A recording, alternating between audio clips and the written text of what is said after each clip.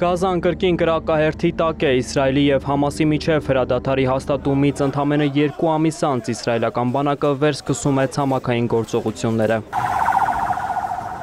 Իսրայելի շահերից չի բխում տևական հրադադարը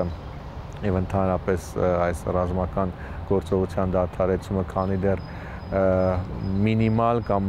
մաքսիմալ պլանները չեն լուծվել գործողության հետ կապված։ Մինիմալն այս դեպքում Գազայի հատվածը Համասի ներկայությունից ընդհանրապես ազատելն է եւ այնտեղ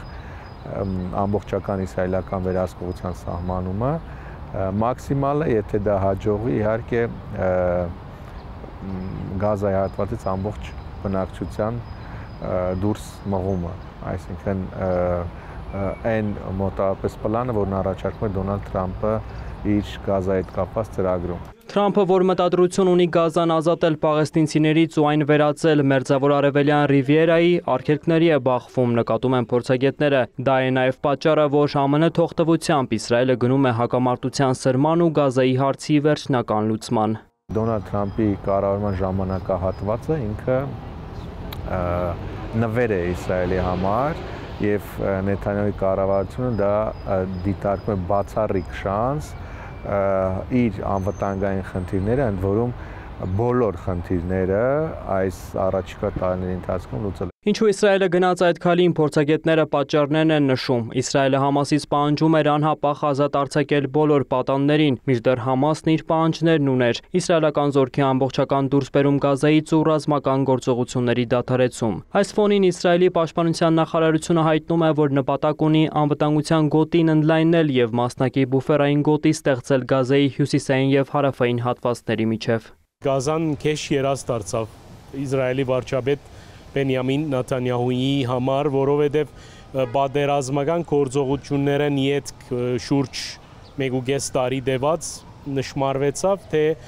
պատկերացրեք Գազայի հատվածի մեջ պաղեստինցիներու թիվը ճիշտ է նվազած է մարդկային քանակի առումով, սակայն այնպիսի վիճակի մեջ չէ, որ ընդհանրապես չկոթարցած է։ Այս բոլորը Իսրայելին մղեց մտածելու, թե այս փուլին եւս պետք է գդրուկ եւ շատ աշխուժ ռազմական գործողություններու ցերնարգե, ինչ հոգ որ 50,000 մարդ մահացած է մինչեւ հիմա եւ այդ 50,000-ին մոտ կարելի է առավել մտնել եւ դարձնել 60,000։ Վերջին օրերին Գազայի ուղղությամբ իսրայելական գործողությունների հետևանքով զոհերի թիվն անցնում է 400-ը։ Պաղեստինցիները, որ հրադադարից հետո ծափուցիծաղով զանգվածաբար վերադարձել էին Գազա, այժմ անվտանգային ու հումանիտար լուրջ խնդիրների առջև են։ Թրամփի խաղաղության ծրագիրը Մերձավոր Արևելքում ինքը ուղիղ կերպով առնչվում է Իսրայելի շահերին։ Հետևաբար թե Գազայում գործողությունը եւ թե Մերձավոր Արևելքում շարունակող այլ ապակայունացումներ, նույն օրինակ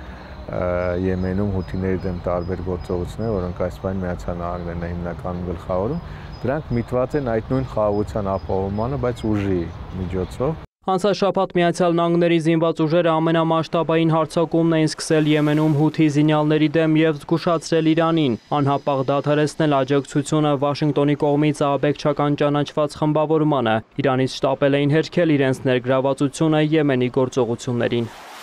Եթե բաժնենք Մերձավոր Արևելքի երկու հատվածներում, մեկը Պաղեստին-իսրայելյան հագամարտությունը, մյուսը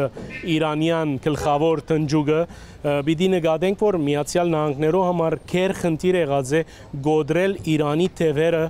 եւ Սիրիայում, եւ Լիբանանում, եւ նաեւ Եմենում։ Եմենի հուսիները, որոնք կսերին, որոնք պատկանին շիիտ համայնքին,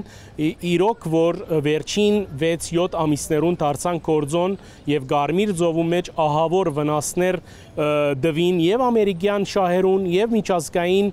նավարգության եւ արևդուրի գիծերուն սկսան խանգարիչ կորձոն անտիսանալ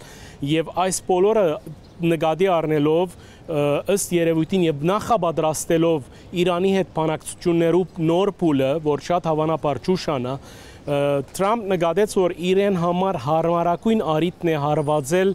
Եմենի հոսիներուն։ Թրամփն իր հաշվարկներում չսխալվեց, շարունակում է Արիանը։ ԱՄՆ գործողություններից հետո Իրանի շահերը առաջ մղելու Եմենի գործոնը չեզոքացված է։ Դա որոշակի առումով հստակ ակնարկ է նաև Իրանին, որ պետք է գնալ պայմանավորվածությունների դիվանագիտական ճանապարհով, այլապես ռազմական եղանակը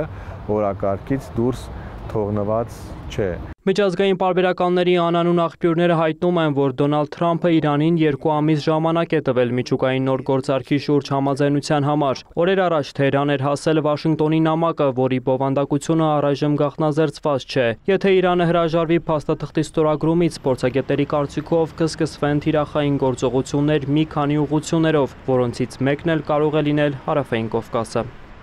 Վոլոդիա Մուշեղյան, Արտակ Գևորգյան, լուրեր։